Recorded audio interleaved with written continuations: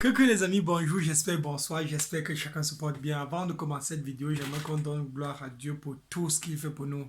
Père éternel, nous te bénissons pour tout ce que tu fais pour nous. Nous te disons merci pour tout ce que tu fais, pour tout ce que tu fais que nous voyons et ce que tu fais que nous ne parvenons pas à voir. Nous remettons notre vie entre tes mains, nous te prions, nous te bénissons pour toutes les personnes qui écoutent ce message-ci. Bénis-leur, Père, bénis-leur au nom de Jésus-Christ. Amen. La vidéo aussi, ça va constituer d'abord de la suite de ce qu'on a fait la dernière vidéo, c'est-à-dire comment est-ce que Paul a créé un énorme débat entre les pharisiens et les sadduciens. Et du coup, on a maintenant la suite de ça qui est un programme, donc c'est-à-dire il a failli avoir un programme de 40 obsèques, donc 40 programmes des obsèques à la fois dans la Bible. Et du coup, ça se situe dans toujours les Actes des Apôtres, chapitre 23, si là, qu'on va lire. Et dire, donc, on continue. nous ne trouvons aucun mal en cet homme. Peut-être un esprit ou bien ou un ange lui a-t-il parlé.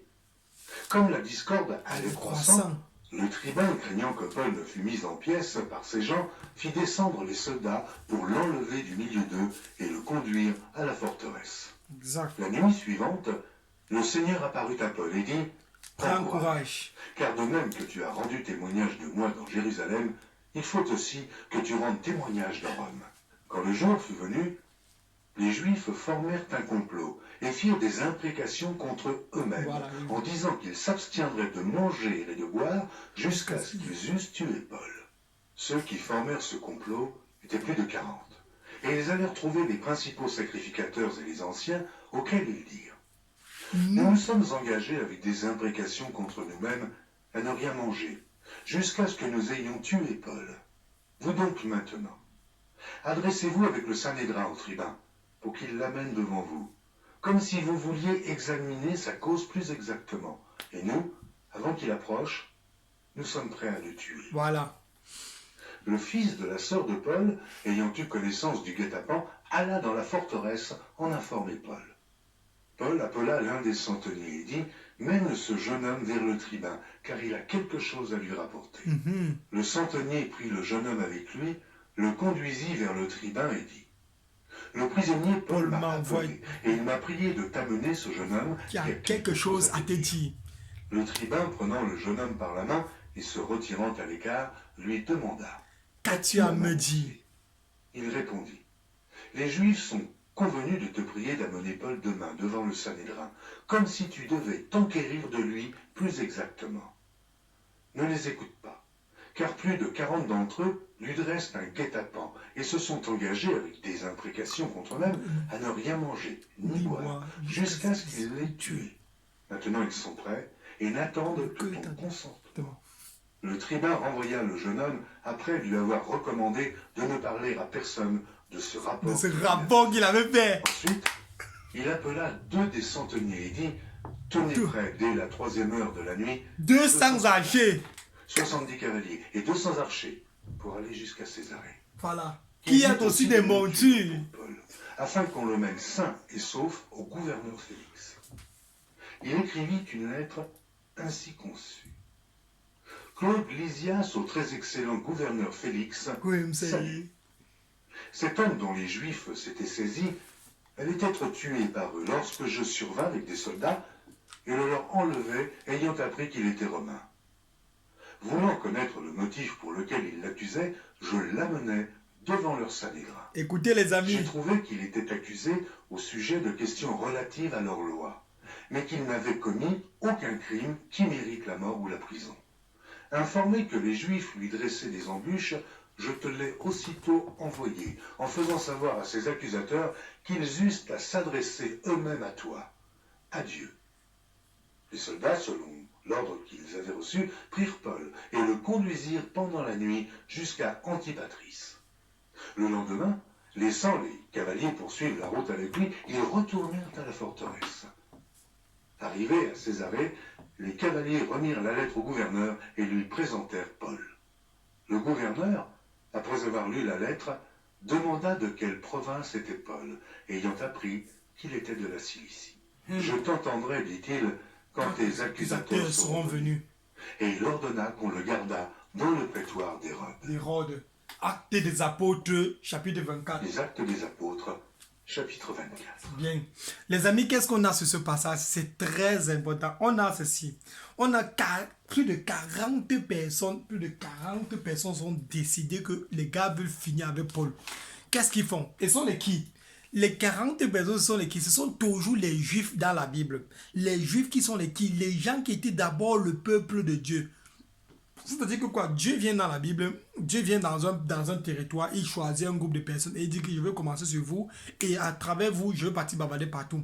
À travers vous, vous allez partir partout, je vais vous envoyer et vous allez bavarder et tous les autres nations vont venir à moi selon le programme de Dieu. C'est la même chose, par exemple, Dieu me prend, me retrouve en train de faire la vidéo aussi et toi tu es en train d'écouter la vidéo aussi, tu n'as jamais donné ta vie à Jésus-Christ, tu es en train d'écouter la vidéo aussi, si on te dit que donne ta vie à Jésus-Christ. C'est comme ça que le programme de Dieu a toujours été depuis le début. Il prend un groupe de personnes, il l'envoie.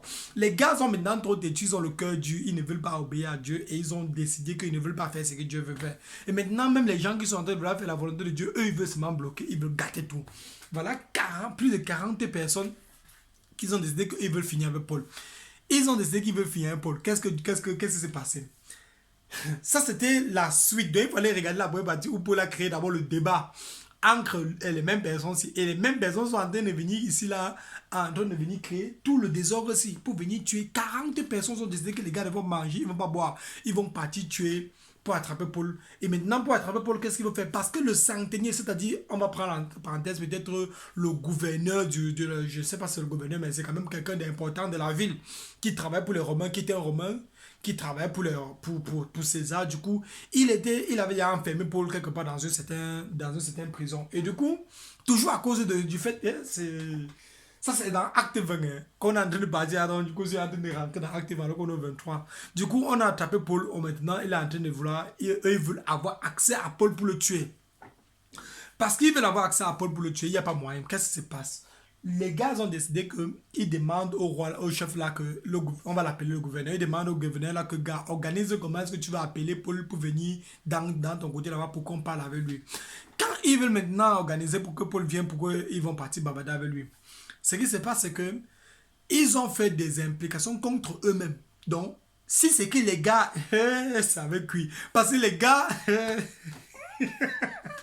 les gars ont décidé qu'ils ne vont pas manger, ils ne vont pas boire pendant le nombre de temps, jusqu'à ce qu'ils ont tué Paul.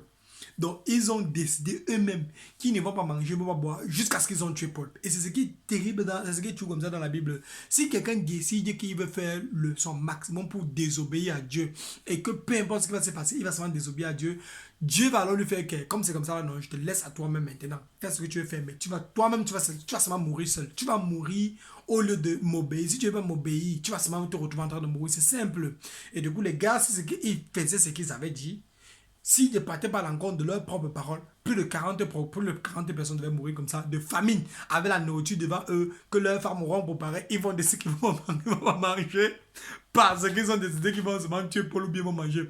Qu'est-ce que Dieu fait maintenant pour protéger cela? Dieu a d'abord fait en sorte que, regarde, Dieu est trop fort. Dieu a fait en sorte que, dès la naissance du neveu de Paul, donc Paul avait sa sœur, le fils, et sa sœur a accouché un enfant, son fils. Et dès sa naissance, le gars a commencé. On ne parle pas de sa naissance, on ne parle même pas de lui, à part seulement 2 ou 3 versets. Mais toute la génération de gars a grandi depuis, il est ancré dans le truc jusqu'à ce qu'il se retrouve.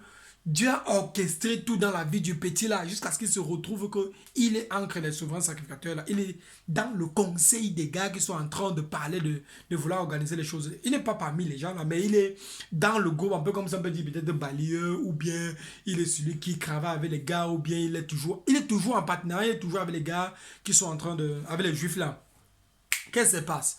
Comme il est avec les juifs là, maintenant la suite c'est que les gars sont en train de planifier. Paul, lui, le gars, il écoutait comment on est en train de dire qu'on va aller tuer son oncle. Il va maintenant raconter à Paul que les gars sont en train de dire qu'on va aller te tuer. Et quand il va raconter à Paul, maintenant dit que va là-bas, prends il appelle le policier, là, il dit au policier là que il va lui montrer au policier là, il a un rapport à donner. On va maintenant donner le rapport au gouverneur. Le gouverneur maintenant dit qu'on a prêt combien de personnes, les amis. Regardez un peu ce que Dieu fait. On a 40 personnes qui veulent tuer Paul. Qu'est-ce que le gars, lui, il est en train d'organiser? Il dit que Paul ne va pas mourir. On dit que, ensuite, tenez prêt dès la 3e heure de la nuit. La 3e heure de la nuit, c'est-à-dire peut-être 3 heures le matin. 3e heure de la nuit. Soit 200, on a 200 soldats 70 cavaliers et 200 archers. Ça veut dire que si c'est seulement pour la guerre, seulement pour la bagarre, on tue un, l'autre tue un. C'est qu'ils ne vont pas s'en sortir. On est à 200 soldats, 70 cavaliers et 200 archers. Seulement les archers, là, 200 personnes qui ont les flèches comme ça, ils arrêtent de mettre seulement comme ça, là. C'est qu'on a fini avec les juifs, là. Ils finissent avec les juifs, là. On a 470 personnes pour accompagner seulement Paul d'une ville à une autre ville. 470 personnes.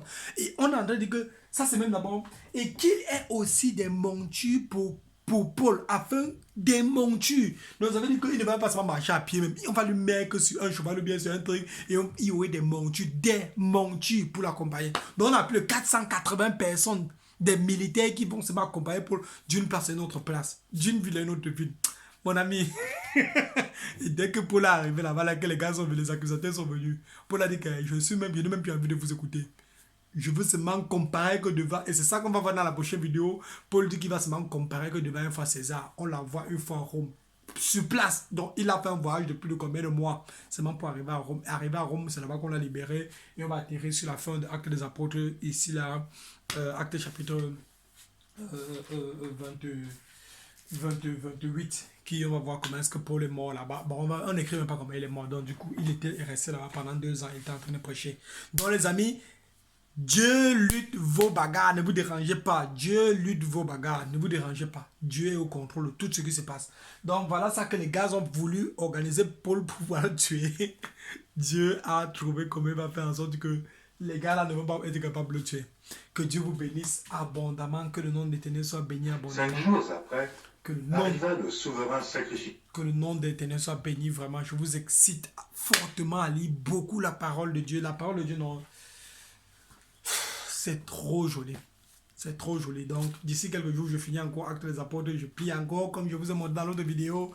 On plie, on finit lire, on plie, on finit lire, on plie, on plie, on plie. Et à la fin de la journée, on a lu presque toute la Bible. Et c'est un peu ça. Que le nom de l'Éternel soit béni. Bonne soirée, bonne journée. Et que le Seigneur Jésus-Christ vous bénisse. Si tu n'as pas encore donné ta vie à Jésus-Christ, non.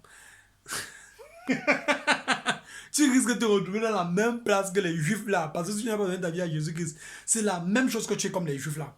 Ça veut dire que les juifs là qui sont méchants comme ça, veulent seulement tuer les gens là, c'est eux qui vont partir en enfer parce qu'ils ont vu Jésus, ils ont refusé Jésus. C'est la même chose avec toi. Si tu n'as pas encore donné ta vie à Jésus-Christ, et ce n'est pas que je suis méchant, c'est pas que je suis en train de vouloir jouer au Dieu, c'est qui t'écrit. Moi, je ne suis pas en train de dire ce que moi je pense. Je te dis ce qui t'écrit. Ce qui t'écrit, c'est que toute personne qui n'a pas Jésus-Christ ne meurt pas en enfer. Toute personne qui a entendu Jésus-Christ et il s'en fout un peu là, il dit que j'ai entendu Jésus, que j'ai envie de vivre comme un démon, il ne met pas en enfer.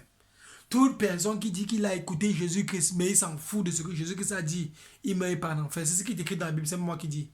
Donc, que le nom de l'Éternel soit béni. Que le nom de l'Éternel soit béni. Je t'excite fortement, je t'encourage fortement à donner ta vie à Jésus-Christ. Donne une chance à Jésus de se prouver et de montrer vraiment qui il est. Que Dieu te bénisse, que Dieu te bénisse. Lis la parole de Dieu. Ne regarde pas les bavardages que les gens vont dire que ceci, la Bible n'est pas, la Bible est comme ceci là. Lis toi-même, ne regarde pas les YouTube, les machins là. Lis toi-même la Bible, et tu vas voir ce qui va sortir de là. Il y a l'esprit et il y a la lettre. La plupart des personnes qui parlent de là n'ont pas l'esprit de la Bible. Le Saint-Esprit, ils ont plutôt la lettre. La lettre, c'est quoi? C'est seulement le noir sur blanc qu'ils ont lu. Ils ont seulement lu l'imprimé. Ça, c'est seulement l'imprimé. Ils ont lu écrit Sainte Bible. Ils ont compris que c'est Sainte Bible. On a dit que Jésus est monté des anges. Ils ont compris que Jésus est monté. Ils ne connaissent rien de qui il est, pourquoi il est venu, qui il est, pourquoi est-ce qu'il est en crève. Qui est Jésus-Christ? Que Dieu te bénisse. Oh, que Dieu te bénisse. Bonne soirée, bonne soirée, bonne soirée.